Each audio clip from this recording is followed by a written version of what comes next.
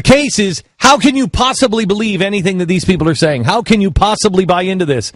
I told you yesterday that I have a friend who wrote for General Hospital, was the one responsible for Love in the Afternoon. She was there. She was the head writer for all ABC soaps. She wrote the soap Bible for Love in the Afternoon. And remember, that's when Luke and Laura got married. I believe they were also trying to freeze the world. We went over the Benghazi story, and this is literally true. She said ABC would have never bought that. She said that story's impossible. They would have never bought this story. It's too implausible. And I reminded her, you're the one who wrote them trying to freeze the world. She said, yes, but it made sense on paper. So in our continuing effort to arm you, because you are the verb, to arm you with an argument on how can you possibly believe the stuff they're selling. Look at this Benghazi and Petraeus mess. How, after all that has happened with this, can anybody believe a word that they are saying? First, they told us that Benghazi was all about a pathetic, laughable YouTube video. And that is what we saw play out in the last 2 weeks. It was a crude and disgusting video. Okay. Sparked outrage throughout the Muslim world. Okay, this was not just the day of or the next day, but in just on a casual mention, as he said there, for the last 2 weeks. For 2 weeks, he was blaming the schlocky 2-bit YouTube fiasco for what happened in Benghazi. And Jay Carney solidified the administration's position. This is a fairly volatile situation, and it is in response not to United States policy, not to, obviously, the administration, not to the American people. It is in response to a video. A video. Got it? A video. Then Obama was on The View. He said they were still investigating. But then I heard Hillary Clinton say that it was an act of terrorism. Is it? What do you say? Well, we're still doing an investigation. Still doing an investigation. Isn't that incredible? So it went from absolutely a YouTube video, not to our policies, to we're still doing an investigation, even though reports were out. Even though the fact that we have cameras all around the world, we can see anybody do anything. We had 2 drones over Benghazi. Yet, have you seen a picture of it yet? Sending real-time video back to the White House to watch the attack live. Have you seen a single video of it yet? Have you seen one, America? Have you seen one? We had cameras there. There were cameras on that embassy. On that safe house, you know there were cameras there. Nobody had a cell phone. Nobody could send a picture back. We had 2 drones overhead sending real-time pictures, and yet they still have to investigate. You haven't seen a picture either. Then they finally decided that since YouTube protesters probably didn't show up at CIA safe houses with RPGs, machine guns, and with an organized, premeditated attack plan, they couldn't even get their lapdogs in the mainstream media to believe that fairy tale. So now, not only is it terror, but it is self-evident terror. It is, I think, self-evident that what happened in Benghazi was a terrorist attack. So our embassy was attacked violently, and the result was 4 deaths of American officials. So it was self-evident terror.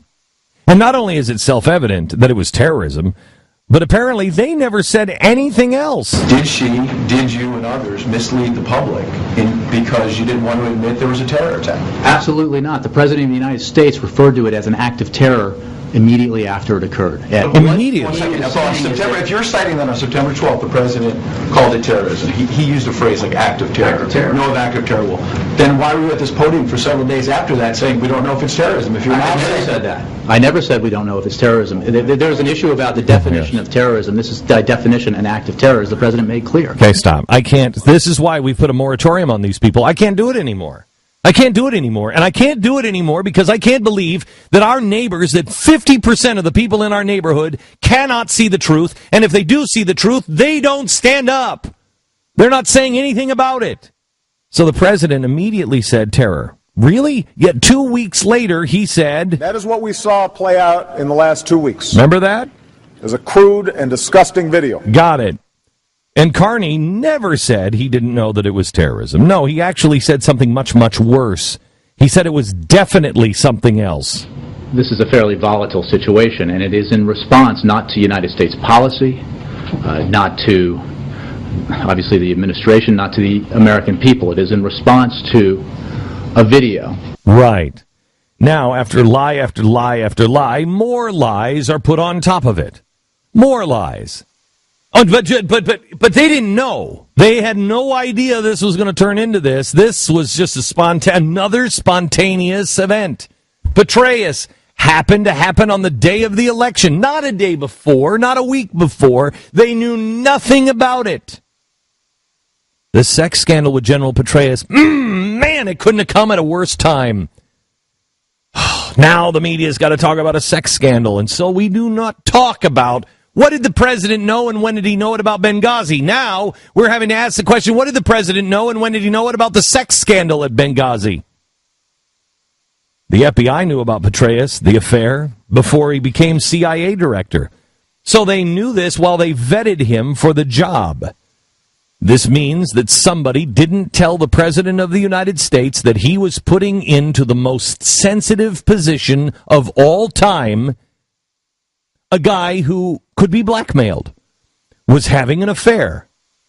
That is the most irresponsible thing I've ever heard. If the President didn't know, somebody should lose their job.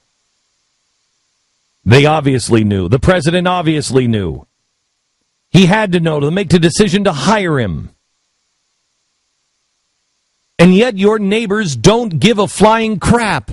They don't think this matters somehow. But wait. If you act now, even more lies. How is it that the White House didn't have any idea of this until the day after the election and the Congress a few days later? Well, I would refer you to the FBI. They have, as I understand it, protocols in place for when they notify the legislative and executive branches of investigations. It is simply a fact that the White House was not aware of the situation regarding General Petraeus until Wednesday, and the situation regarding General Allen until Friday. So, the FBI is the place to go in terms of an explanation of the protocols they follow. But I understand that is the answer that they will give, that there are protocols they follow that govern how they inform the various branches of government of these kinds of investigations. Well, do you understand how people would think this is utterly bizarre? I mean, the day after the election, and the anger you're hearing on Capitol Hill, they didn't know this was going on. The timing, at least the appearance. Look, all I can tell you is when the White House was informed. Utterly bizarre. Because it's utterly impossible. And you know what? They've gotten away with it for 4 years. One after another, after another, after another. To the point to where you are turning out. You're tuning out. To the point where your neighbors are saying, I can't deal with it anymore. Whether we let them have free reign for 4 more unfettered years is really up to you. But look, before blood shoots from my eyes and I bleed to death, we've been over this 1 billion times. You know they have lied to you. You know they lie to you today. But we have to figure out a way to not preach to the choir. We have to figure out a way to tell the American people the truth and get it to anybody who's possibly willing to wake up. Because this does matter to your security, to the security of your children, to your children's future and freedom. And by the way, while I'm at it, speaking of the non-choir, let me just say, thank you, non-choir. You've just given our permission to Barack Obama and his evil, nasty crew of liars to lie to our faces for another 4 years. To put our country, our freedoms, all of our hard-earned money, our businesses, our future, Israel, freedom, all at stake.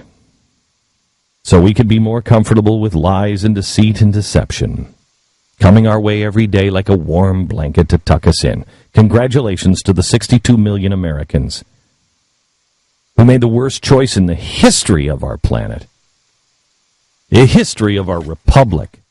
The problem is, our problem was we thought more people were awake, but they are putting more people asleep.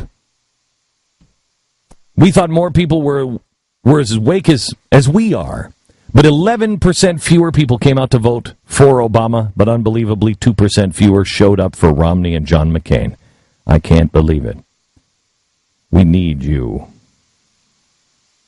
We're battered and bloodied. And so many of us say we can't do it anymore. Let us behave like people determined to be free. We may be down, but we're not out. You help spread the message to the 2% that didn't show up, and another 10% or 20% beyond that. When a good man like Romney loses to a cast of really shady characters, whether you agree with all of his policies or not, when we knowingly choose liars, we're in trouble. We're in trouble. But the good news is, the Constitution is the answer, and the Constitution survives.